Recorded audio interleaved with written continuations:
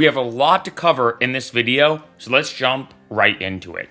In this video, I'm gonna give you an entire breakdown when it comes to releasing music and specifically how that relates to YouTube. Two things I'm gonna say before we get into it. One, I decided to structure this video as 10 big questions. I've been listed below in the description if you wanna click around.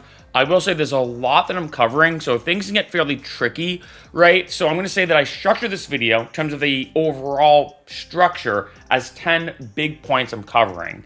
The second thing I'm gonna say is this video is gonna be a very raw, kind of unedited, open format video. I wanted to make it like almost like a conversation. As if me and you are hanging out and you're like, hey man, I just have these questions about YouTube and releasing music and how that relates to YouTube and YouTube music, etc., etc. So I'm gonna answer these questions in a very kind of like low-key format. And the reason why is things can get, as you can imagine with music distribution, things can get very technical and tricky and kind of confusing.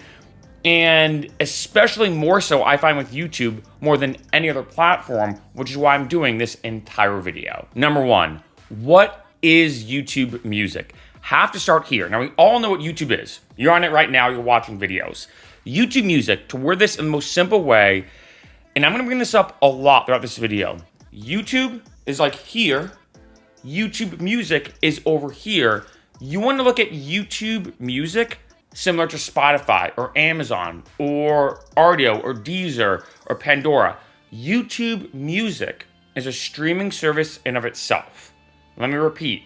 YouTube Music is a music streaming service just like Spotify. That's very important to understand for pretty much the rest of this video. That when you release music, like say on DistroKid or CD Baby or a TuneCore or a Ditto or any other platform, there's a bunch of stores that these companies send them to. That's the advantage. You send it to one company, they distribute it to a bunch of different companies or services, right? And the big thing to keep in mind when it comes to music, and I think this is why a lot of the confusion arises, is your music is not technically being released to YouTube per se. It's being sent to YouTube Music in addition to all these other stores. And as a result, YouTube says, okay, well, we're gonna post it on YouTube Music, and in case you don't know, you can go on Google and search like YouTube Music. The site layout looks actually a lot like Spotify, for example. It doesn't really look like YouTube that you know. So when you go on YouTube Music and let's say you check it out, you're like, oh, this actually more seems very similar to Spotify. And what YouTube does is they say, okay, well, we have some songs on YouTube Music, or someone released some music on YouTube Music.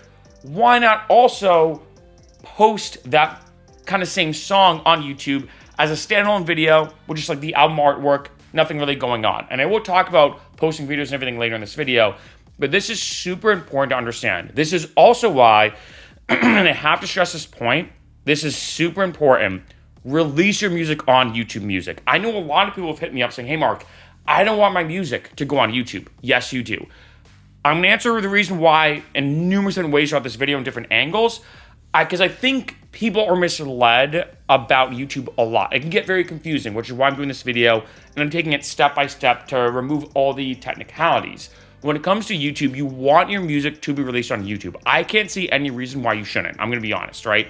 So when you release your music on, like say DistroKid or any other platform, and you have all the stores checked, like Spotify, iTunes, Amazon, etc., etc., you have all these different things checked.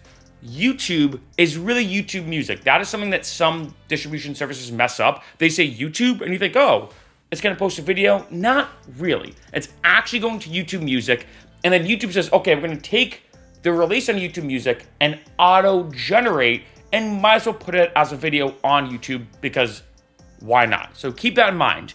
YouTube Music, or when you release music on YouTube via a distributor, you're actually releasing more on a streaming service that is YouTube Music, not YouTube directly. Number two, what is a topic channel?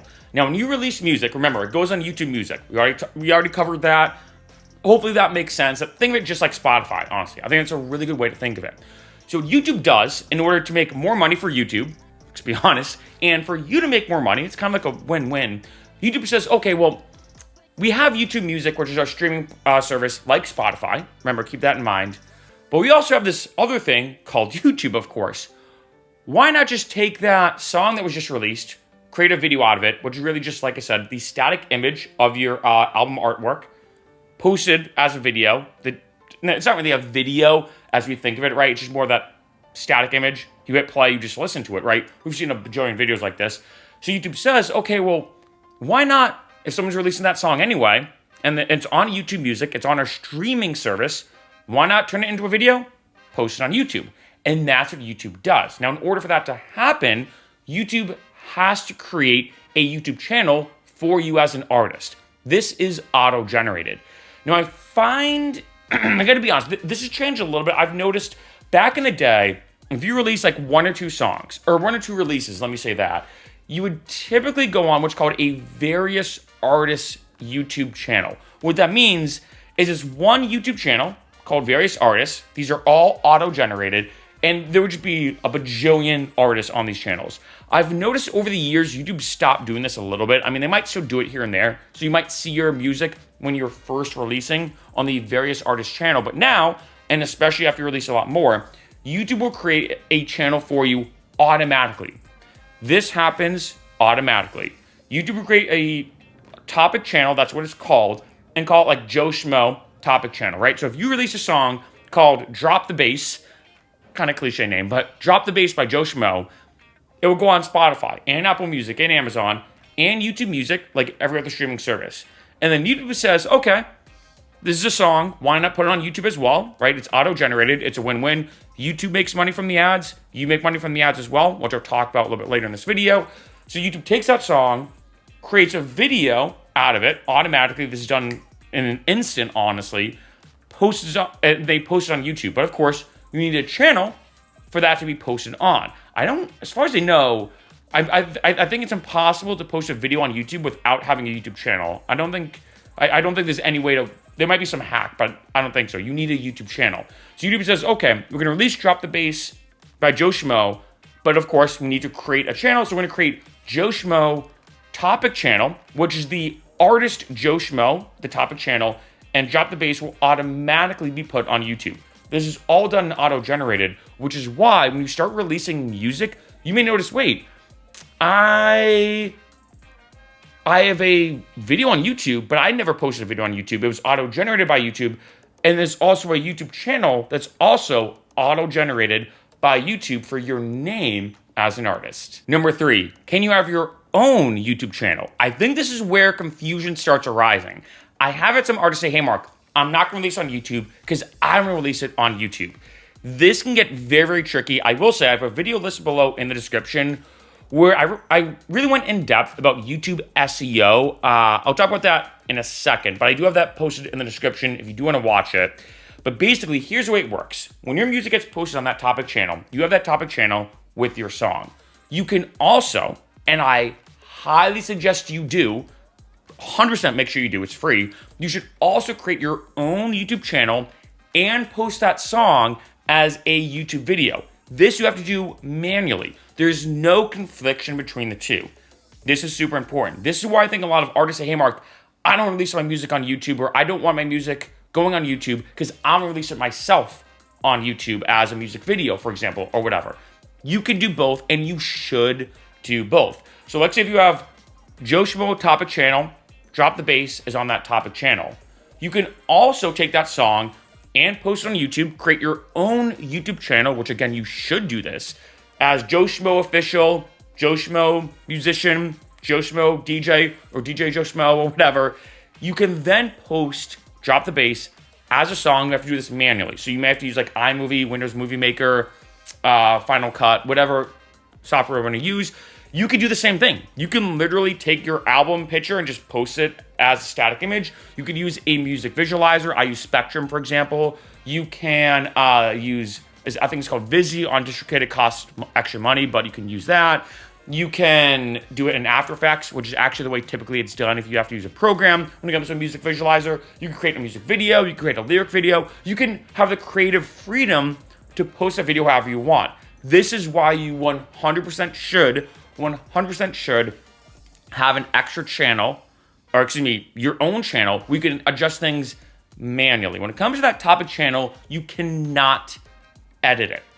I want to stress that. The only way you can really edit it, I guess, is if you go into your own distributor settings and change things. It can get very tricky, right? So for example, on DistroKid, you can edit the release, maybe change the name or change the artwork, and that might then change it on the auto-generated video by YouTube.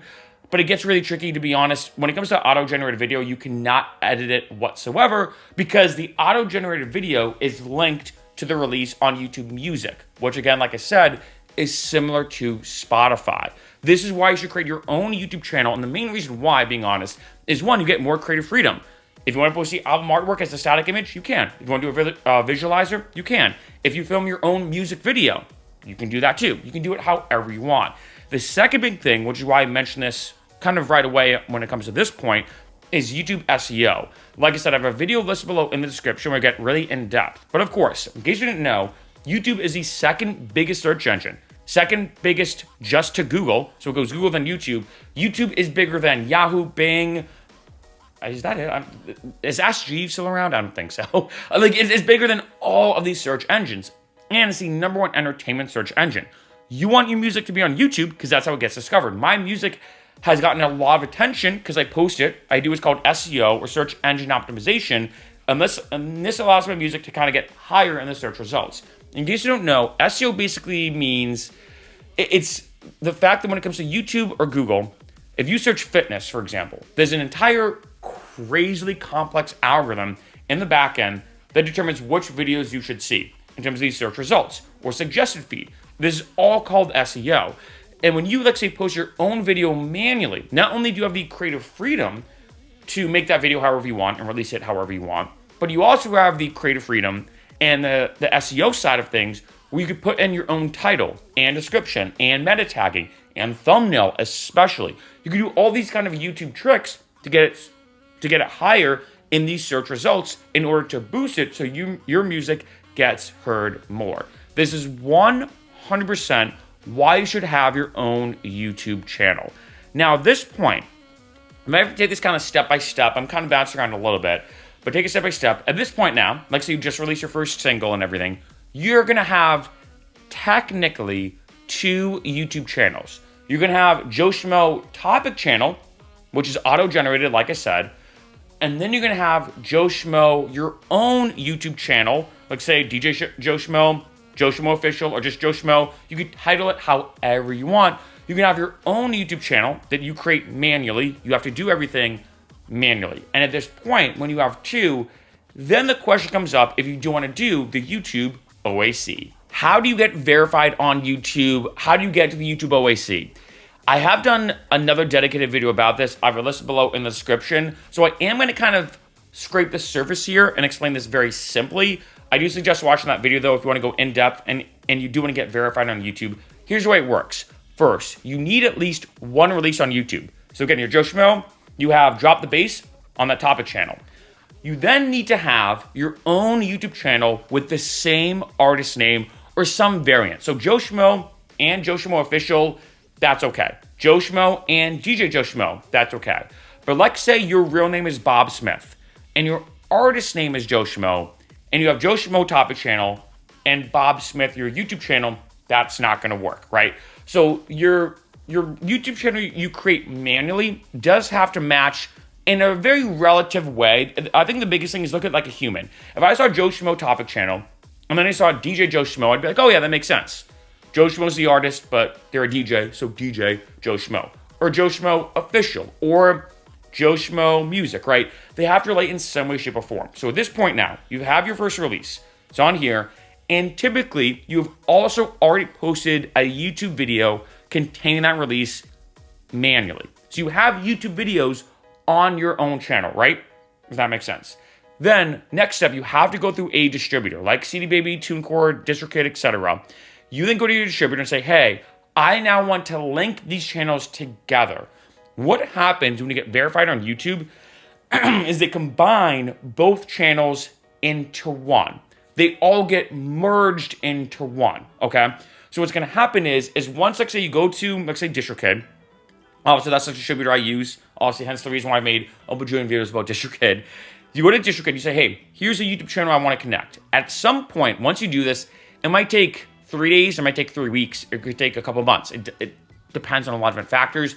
You'll get an email from YouTube that's directly sent to the email attached to, I think it's your YouTube channel account, which might be the same when you connect and sign on for DistroKid or whatever. They will send you emails saying, hey, congratulations, you're in the OAC. Now you get access to extra features. I'm not gonna lie, I'm not the biggest fan of the OAC. I'm gonna be honest. Definitely a whole other subject for a whole other video. This is more for the analytical side, because for me, and this is why I'm doing this video, I'm both half a musician, in the sense that obviously I'm a musician, I release music, I'm a DJ, I perform out live, but I'm also a YouTuber, and not just someone who posts casually. I post almost daily. I have 4 different YouTube channels, in case you didn't know. So I'm both a YouTuber and a DJ / musician, and so that's why for me, I'm very technical on things like YouTube Studio and analytics and numbers and the YouTube side of things, which is why actually I'm not the biggest fan of OAC. I want to say that's a side note. Yeah, it's cool to have that cool little note check mark. It says you're verified on YouTube. Again, you can check out that video in the description where I go really in depth with the OAC. But anyway, jumping back to this. So what's going to happen is you have your Joe Schmo channel and then your main channel, right? And they're going to get merged. Now, at this point, once they get merged, your YouTube Studio will look a little different, but it's pretty much going to be the same. At this point now, YouTube takes both of them, combines them together, and now you're going to have technically only one channel. Now, the reason why I say technically is because you could never affect and adjust the videos on that auto-generated channel, like I said. And you still can't. So let's say you release a new song. Instead of drop the bass, you call it 3, 2, 1, jump or something. Let's say you release a new song that will be auto-generated both on YouTube Music, because it's a store like Spotify, but it will also be put on your new YouTube channel under the releases section. But you still can also release videos. Even though it's still one channel now, because YouTube combine them, even though it's still one channel, you can still have drop the bass, auto-generated video, and your own manually created video of drop the bass, however you want to create it. If you release 3, 2, 1, jump, it will be auto-generated and immediately put on YouTube almost instantly. I find YouTube is probably the quickest store for distribution. So for me personally, and this is an important side note, like say I release a song, and I get that green light on DistroKid, for example, and they say, hey, you're now live. I will first go to YouTube, as usually that's the quickest store, and now we can be like, okay, how does it look? Is this the right release? Let me listen to it again, just to double check, because you never know, right? You never know. So YouTube is usually the first kind of platform to do this, and then you can manually upload that video of, let's say, 3, 2, 1, jump. Now, at this point, once those are merged, you're now in the YouTube OAC, and you have an official artist channel, and it's pretty much the same. When you upload videos, everything's going to be the exact same. So this is important to understand that once, like, say, you release music for the first time, and you do get that auto-generated channel, that topic channel, and you have your own, the OAC doesn't verify this one channel per se. It combines them, but it manually, or excuse me, not manually, but mainly, like I said, it's kind of manual because it's human, but they mainly will then verify this channel that you created manually. And the main reason why is because you can never affect the videos on that topic channel. And once you do get verified, once they combine them, you still can't. I know it's kind of annoying, but those auto-generated videos are more directly linked to the release metadata that gets released via YouTube Music, which again is very similar to Spotify. They're kind of, think of it like this, that the auto-generated video on YouTube that always gets put every single time you're releasing music is kind of at the mercy of whatever you type in when you post that release. In terms of your album artwork and everything, right? It's directly linked. So that's a big thing to keep in mind. But once you get a YouTube OAC, this topic channel kind of goes away. It gets merged with your main channel, and now you have an official YouTube artist channel. Do you make money from YouTube Music? Yes. Now here's how it works. I'll talk about, there's like a half and half thing. When you release music, and let's say it gets put on Spotify, any single time someone streams it, you make money. We all know that. Now, any single time someone goes on YouTube Music, specifically the store or the streaming service, and they stream your song, you make money, right? Hopefully that makes sense. YouTube Music and Spotify, think of them as the exact same type of thing. Then, when that video gets auto-generated and gets put on your topic channel, and someone watches or listens to that song on YouTube, that auto-generated video, and this is important, you also make money. It's great, right? And then, let's say even after your channels get merged, and this is where confusion gets very tricky, or where it gets very confusing. When your channels get merged, those auto-generated videos still make you money. The best way to think of those auto-generated videos is that they're just a connection to YouTube Music. I can't think of a really good analogy. There probably is an analogy out there somewhere I could maybe come up with. But basically, those auto-generated videos are a little bit different from them in terms of monetization than your own videos you post manually, right? This is half and half. The auto-generated videos on YouTube, which pretty much you don't do anything. Once you release that song, this is kind of all in a good way, actually out of your control. And I mean that in a good way, because once you post it, it automatically gets put in all of these stores when you release a song. And then it automatically gets put on YouTube Music, which then automatically creates an auto-generated video, and that will make you money. And that's good, right? And that's good. So that way, you kind of don't have to worry about this in a sense. But yes, you do make money from your music being on YouTube, but at this point in this video, only from that auto-generated video. Now you may be wondering, okay, I guess that makes sense in the sense that like if someone streams my music on YouTube Music, I make money from that stream, like Spotify. And if someone, like say, listens to my song on YouTube, the auto-generated video, it's kind of like they're streaming it, so you make money from that way. But what about your own videos that you manually post on YouTube? Let's get to the next point. How do you make money from your own YouTube videos, or do you? The answer is this now comes down to something called the YouTube Partner Program. I have another video listed below in the description. I know a few videos to throw at you if you want to watch them, where I went in depth, which is kind of cool, actually about this channel. I talk about the exact timeline of me getting monetized on this channel, what went into it. I even show you all my analytics. Actually, I completely show you what happened behind the scenes. So that's a really good video to understand YouTube monetization. But here's the way it works. If, let's say you want to be a YouTuber, right? Let's start there. Let's say you want to be like the next Mr. Beast, for example, or the next Logan Paul or PewDiePie or whatever. Here's the way it works. You have to create a YouTube channel. You need to kind of do some stuff in the back end. You should do this anyway in terms of like, I think now they have to verify you via like your driver's license. You have to then get Google AdSense, which is the way you get paid by YouTube. And in order to get paid by YouTube, you need at least 1,000 subscribers and 4,000 public watch hours in the last 12 months. Give me a second. Sorry, throat felt a little scratchy there. But you need to reiterate, in terms of the requirements, think of this kind of like a test for YouTube. You need 1,000 subscribers and 4,000 public watch hours in the last 12 months. So if you're uploading videos normally and manually, right, you will not make any money until you hit that metric. And then once you do hit that metric, you have 1,000 subscribers and 4,000 public watch hours, you then can apply to be in the YouTube Partner Program. When you apply, YouTube reviews your account, says, okay, are they making legitimate content? Or are they just copying and pasting other people's content? Or what's called reused content? Are they making mature content? Or too mature content, right? Or is there content appropriate for YouTube? They're going to review your channel. This is something that's done kind of by like a human or a person and determine should you be in the partner program. Once you do, you will then make money from YouTube when it comes to ads being on your videos, right? So once let's say you are in the YouTube partner program, and this can happen before you get the YouTube OAC or after. Doesn't really matter on the timeline, right? Of course, you want to get into the YouTube partner program as soon as possible. But once, let's say, you get 1,000 subscribers and there's 4,000 public watch hours in the last 12 months, you then apply and you get approved, you will now make money from your YouTube videos.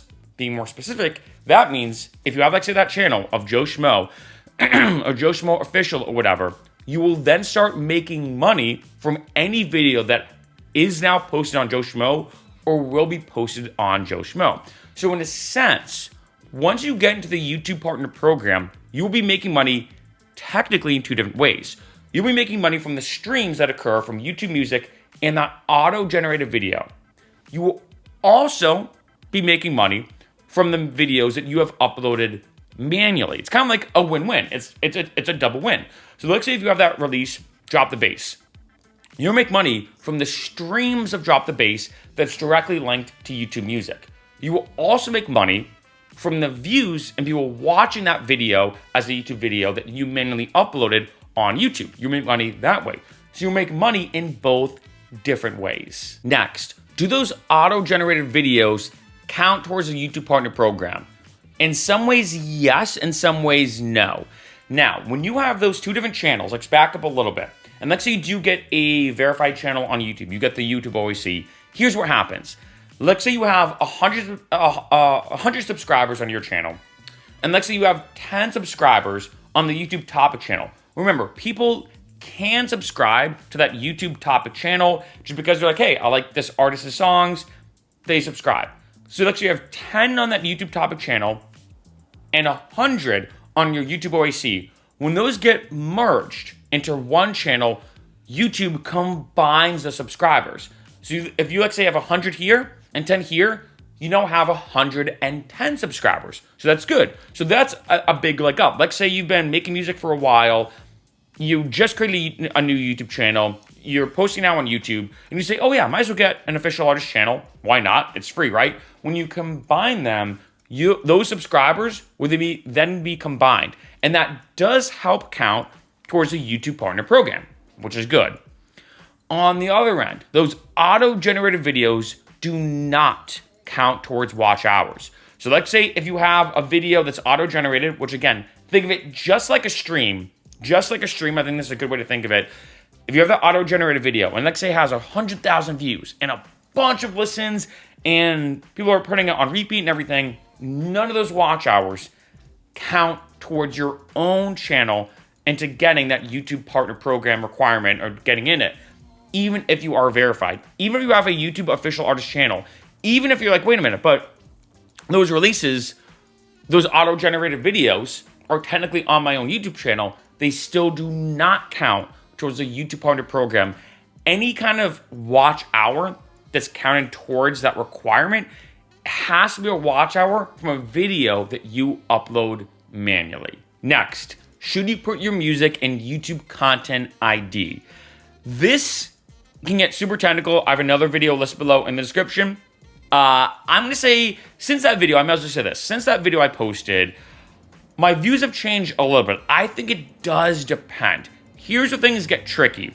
When you put your music into YouTube Content ID, and I'll explain what it is in a second, it can be a tricky thing if it's worth it or not. And what it is, in case you didn't know, is if, let's say, some other YouTuber uses your music in their video, they get a copyright, you get all the money from their video. They can still leave that they can still leave that video on YouTube, but you get the revenue from it. Here's where things get tricky. One is, are you going to be losing money? Now, on DistroKid, for example, I hate their YouTube Content ID accounting, I think is the best way to word it. You have to pay, I think it's like $5 a year plus 20% or whatever that song makes. That means if no one uses your song, you're just giving up $5 a year for every song, let's say if you do an entire album, whatever. So I don't think that's worth it. I'm going to be honest. I do not think that's worth it. However, there are other content ID systems on YouTube that you don't pay anything up front. You only pay when you get money. In the sense that, let's say if you make $100, I'm making this up, in 1 quarter from, let's say, YouTube Content ID, you get, let's say, 70% of that, and they get 30% of that, right? It's more of a cut split. That's, as a mini side note, that's why YouTube does it actually too. I can post these videos for free, in case you didn't know. I mean, I think most people do. You upload videos on YouTube for free. I get a 55% cut. YouTube gets a 45% cut when it comes to ad revenue. So let's say if there's $100 made on YouTube ads, let's say on this video, for example, I get $55. YouTube gets $45. I just said that as a side note. So when it comes to YouTube Content ID, though, bring this back to make it more relevant, it does depend, being honest, on the way that you do first go about releasing them. If, let's say, you go through DistroKid, unless you're a massive artist, it might cost you a good amount of money. However, if, let's say, you go to another platform that says, hey, we never take money up front, we only take money when you make money, so technically you can never lose money. Okay, that makes sense. The second reason why Content ID gets a little tricky is people using your music. In my mind, and knowing what I know about YouTube, I'm not gonna lie, I have experimented with putting my music in YouTube Content ID, and I made barely anything. I think I made $100 in like a year or something. And here's the main reason why. It's kind of this paradox that in order for you to make a good amount of money from YouTube Content ID, and for it to be on YouTube and everything, there needs to be a lot of views, right? That probably makes sense. And it's kind of this paradox that in order for you to make a lot of money, that means a YouTuber has to get a lot of views. And if there's someone who's a YouTuber, who's a big YouTuber, who gets a lot of views, if they're going to post a video using your song, why would they give you all that money by using your song? They're just going to use another song. It is very easy. Back in the day, it was a little different, but now it's very easy for an artist to go to a bunch of different platforms, like NCS being one of them, download and use a song in their video for free and completely monetize that video. And that's a big thing to keep in mind, that for me, I've realized that, let's say if a big YouTuber comes to me, and this has actually happened, and they say, hey, Mark, I love your music. Do you mind if I use it in a song? I guess in a video, excuse me. Is there any way I can have the rights to it? And I'm like, yeah, go for it. And next day, and this has happened, and next day they use my song, that video gets a ton of views, and they say, yeah, I'll post a link in the description. I get a huge spike in analytics. If anything, I make more money from the publicity of them featuring my song and sending me that traffic, as opposed to, like, say, if they came and said, hey, can I use your song? And I'm like, no, it has to be copyrighted, and then they go and use someone else's song, right? I'm missing out on that free marketing. So that is a second reason why YouTube Content ID, I mean, unless you're a big artist like Skrillex or Lady Gaga or whatever, like, it's a little different because people are going to use your song no matter what. But I think if you're a beginning artist, it's not a bad idea to not put that hold on yourself. Once you're in YouTube Content ID, it gets very tricky. So I think if you're an artist, it's actually, I think, if anything, a better idea to say, look, I'm not going to put it in YouTube Content ID yet. That way you can even reach out to your favorite YouTubers and say, hey, I just released a song. If you want to feature it in your video, or if you want to use it, it's not in YouTube Content ID, meaning you can use it and monetize it in your video. That could be a huge way for you to get more attention, more publicity. So those are things to keep in mind. I think it does depend on a lot of different factors. In some ways, I think that depending on who you are and where you are as an artist, YouTube Content ID is worth it, I'll be honest. But I think for a lot of musicians, especially a lot of beginning ones, at least in the beginning stages, I don't think it's worth it. Fighting copyright claims. This is definitely a subject for a whole other video. So this can get unbelievably technical. Even more technical than what I'm talking about in this video. But here's kind of a sub-question. Can you get, unfortunately, a copyright claim on your own videos? Yes. Okay, so here's how things work. let me take I'll take a quick sip of water before I get into this.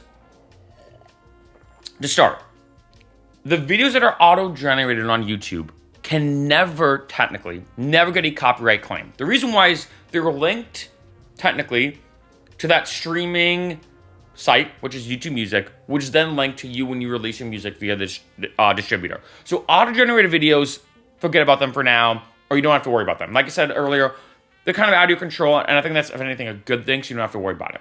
Now, when you, let's say, post your music, let's say you post Drop the Bass on YouTube as Joe Schmo, and you post that manually, there is a chance, and there's a lot of factors, that could get copyrighted, meaning YouTube detected you using someone else's copyrighted material. Now, this may be confusing, because you're like, wait a minute, my auto-generated video did not get copyrighted, because, of course, it's my stuff, but my YouTube video I posted did get copyrighted. Now, there's a couple of things that could be going on. I'm going to break it down into two most common scenarios. There could be more, but I'm going to give you the two most common scenarios. One, it's a mistake. For some reason, it's an algorithmic incorrect detection. This is happening less and less. I think back in the day, this was a lot more common, to be honest. Like, I remember being like, wait a minute, how did I get a copyright claim on this song? It sounds nothing like the song that it's claiming. So that's the first thing. Second thing, which is becoming kind of more common, kind of not, it's a gray area and it's a bit of a can of worms, and that is royalty-free packs like Splice Sounds. What I'm talking about is, if, let's say, somebody releases a song and uses a vocal sample from Splice that they downloaded and they can use legally, they can use it legally, and then they put that song into YouTube Content ID, then you upload a song, Drop the Bass, that use that same vocal sample. Well, you have the rights to it. You both have the rights to it. No one's doing anything wrong here. But what will happen is YouTube will say, hey, we hear this vocal sample that was used in this song. We're going to copyright it because you're using copyrighted material. And that's not technically the full truth, because what you're using is the same sample, yes, but technically you both have the rights to it, so both of you actually have the claim to be able to make money on that YouTube video and monetize it. This is where things get very tricky. Now, the way the way copywriting works can get very, very tricky and technical, but I'm going to word this as quick and as easy as I can. Once you get a claim on your video, you can fight it, and you always should. I think you should always fight the first claim you get in your video. What you basically have to do is you just say, hey, and you have to post your claim. You say, hey, maybe I could do like a write-up at some point, or like maybe I'll do a dedicated video about this. I can't remember if I have or not. But what you do is you say, hey, you know what? Just letting you know, this is my song. I use a royalty-free sample from Splice Sounds. I know, like I said, the other artists use the same one. As a result of the full rights and legal control to this entire video, this song has also been released on Spotify, Rdio, Deezer, TuneCore. It's been released to a distributor on these different platforms. As a result, I have the full legal rights and legal control to everything in the video, and therefore full monetization capabilities. That's something I might type out, for example. Once you do that, the party now, and this is the person who did the content ID. It's not about the artist. It's about the platform that they used to detect where their music's being used on YouTube. They have 30 days to respond.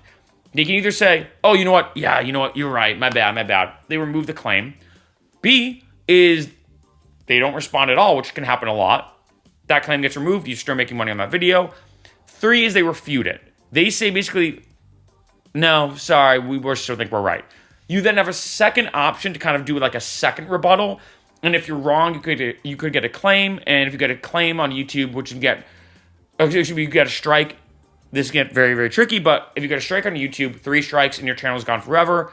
However, 1 strike is removed on YouTube every 90 days. So a strike on YouTube is a big deal. And again, this is why this can get super, super tricky. But what I say to a lot of artists is this. Look, if you get a copyright claim on your video, and it's your song, and you know that you're not using any copyrighted material, it's not like it's a remix, you're not using any copyrighted material, and you know you have the full rights to everything, always dispute it at first. If the company comes back to you and still kind of blocks your dispute, then this is where we have to kind of question, is it worth it or not? I'm not going to lie. Videos on YouTube that are just music, so just a static image with the song, or a visualizer with the song, do not make that much money at all. The 2 big, and this is something I guess is maybe kind of important to mention on this video. The 2 biggest metrics I think is the easy way to look at it. The 2 biggest metrics on YouTube that determines how much money you make is 1, how many views are you getting? This makes sense. I think everyone knows this. However, something that a lot of people don't know is something called RPM. And this means revenue per 1,000 impressions. What this means is 1,000 views on YouTube are not created equal. So if I post a video, let's make it relevant for this channel. If I post a video about a free VST plugin review, I will get, on average, about $2 to $3 for every 1,000 views on that video because of the topic and genre, so to speak, or niche of the video. If I do a video about DistroKid, that on average will get between $8 and $10 for every 1,000 views. So DistroKid videos pay a little bit more than free VST plugin reviews, right? And this depends between a bunch of different subjects, right? On average, I say the average YouTuber makes between $3 and $5 for every 1,000 views. However, when it comes to music, it's like $1 for every 1,000 views. It's super low. There's even one, my most popular video on YouTube when it comes to my music is St. Patrick's Day, which ironically, at the time this video is almost happening. It's like, for me, it's my All I Want for Christmas Is You by Mariah Carey. Like, that's what it is like for me. Every March, I get a huge spike in my analytics. That video has, I think right now, something around 100,000 views or whatever. I've gotten paid only like $100, which is insane. I think like the average RPM for any technical YouTubers, you'll know what I'm talking about. My average RPM on that video is like 90 cents. And I'm like, cool. So yeah, very, very, very, very annoying. But anyway, so music isn't the craziest, highest paying thing. So there is a point where, like, say, to go back to this situation, you refute the claim because you know you're right. They block it, which sometimes companies do just because they're jerks, to be honest. And you're like, okay, do I really want to refute it? Because if you refute it and you're wrong a second time, you get a strike. That video gets permanently taken off YouTube and everything. Sometimes it's like, you know what? Is it really worth it? Sometimes it is, right? But I do suggest doing some research or knowing exactly what you're doing before refuting it a second time. You have to be pretty sure that you know exactly what you're doing. Things get very technical when it comes to this, and that's why I'm trying to scrape the surface here a little bit. But in general, yes, your videos unfortunately can be copyrighted. Sometimes it's by mistake. Sometimes it's just by happenstance. Like, it's not a mistake, but it's also not purposely. It's kind of like just that gray area of using the same sample. And you can refute it, especially the first time, and I suggest you do so. And last, but definitely not least, should you have multiple or 2 different YouTube channels? This is a very, very, very important topic I want to bring up, especially for people like me, especially like say if you are a YouTuber and you post YouTube videos, but you're also a musician. This comes really, being honest, down to branding. There's not necessarily a right or wrong answer, but I will try to guide you. And what I'm talking about is, I'm not talking about, like say, the YouTube channel that you have and the topic channel being merged, right? Because once those get merged, you really only have one channel. There's only one channel of you as a musician, right? What I'm talking about is this. Let's say you have the topic channel, that's Joe Schmo topic channel. And then let's say you have Joe Schmo gardening. You have a channel that you post similar to me, where you're both, like say, a musician and a YouTuber, and you have a gardening channel called Joe Schmo. Should you merge the two? No, definitely not. Yes, they're both called Joe Schmo. Yeah, maybe you're like, hey, like I have a gardening channel, but I make music here and there. I don't think those should be merged because those are not really related at all. Now, I want to say, is it okay to have non-music related videos on your YouTube channel that you're merging with? Yes. But I think this really comes down to something called branding, right? Now, granted, do you want to be the gardening musician? So maybe that there could be something to that. Like, who knows if, like, say you make, I'm making this up, I don't know, like you're a musician that does a lot of like meditative music. And part of your brand is you're saying, hey guys, here's my new song. Also, I'm going to garden for an hour, or do gardening for an hour with my song playing in the background. And then I'm going to, or let's say you do meditation in your garden. Then that's a little different, right? This really comes down to branding. And I suggest this. If you do have a channel, let's say that's about gardening, but it really has nothing to do with you as a musician, have two different YouTube channels. So you're going to have a topic channel, Joe Schmo the artist, get merged. You have Joe Schmo, let's say OAC, your official artist channel as Joe Schmo, but then you also have the gardening channel, right? And I do suggest maybe having different names. I mean, it depends how you do it as branding. So for me personally, I have Mark Vacero, which is all my vlogs. That's kind of like my main YouTube channel of like vlogs, me traveling. I do experiments, challenges, very YouTube stuff. But then I have Vacero, which is my name, my last name, that I release music under. Vacero is all my music. Mark Vacero is all my vlogs. Now, I purposely have the names be similar. One, because of course that's my artist name. But I could call my main channel like Crazy Vlogs or some, I don't know, probably a better name. I could think of maybe a better name for that channel, but I purposely want the names to be similar because that is my brand. My brand is I'm a DJ and, you know, musician who constantly makes music, but I travel a lot and I make music a lot when I travel. So there is like a branding connection. This is something you do have to kind of consider, and I do suggest think a lot about this if actually you do want to make YouTube videos that are not really related to your brand as an artist. And this depends person to person. Dylan Francis, I use this example a lot. Dylan Francis, for example, has comedy skits and funny comedy things on his YouTube channel along with his music. But that's Dylan Francis. In case you don't know who he is, he's a DJ who's kind of like the class clown of DJs. And everyone loves Dylan Francis. Super funny guy, by the way. I've met him before. Super, super funny guy. That's kind of his brand. So it makes sense with Dylan Francis. There are other artists who, like, say, post tutorials like I'm doing now, right? So I think, like, is it Sammer, I can't remember his name, or his last name, or Alan Walker, actually, obviously very popular DJ, musician as well. On his YouTube channel, he maybe does like music challenges or music tutorials as well. There are a lot of artists like Virtual Riot does a lot, let's say, of tutorials, and they post them on that YouTube channel. That makes sense for your branding. Let's say you're like, hey, Mark, I want to do a YouTube channel, which is my music, but I also want to do tour vlogs. And you're like, hey, is tour vlog number 34. For this video, we're going to Vancouver and we're performing at this one venue and we're checking out this place and blah, blah, blah. That to me makes sense. It's all on the same brand. But let's say if you have a channel talking about gardening, or let's say fitness, where all you do is work out and you post fitness tutorials. Do you want the music to be kind of connected with that? I personally don't think so. Again, though, it does depend on how you want to brand yourself. Let's say you're somebody who just likes making high energy trance music and you love cycling and your brand is like, hey, I'm the cycling trance artist, then okay, that makes sense. This is something you want to weigh out. And the reason why I bring this up, and this is a very important way to kind of conclude this video, is once you create that YouTube OAC, there's really no turning back. Yes, there is a very, very tricky and technical way to leave the OAC, or the Official Artist Channel program, but it becomes a nightmare. And I've actually done it, right? This is why, for me, I mention this because I used to have Mark Vacero on my main channel, be my music and vlogs, and it screwed everything up. Everything up. So that's why I suggest Think about this a lot before you do it. Now, if you're someone saying, hey, Mark, I'm a musician, I'm probably going to post a YouTube video every once in a while. Maybe I'll post a video that's not related.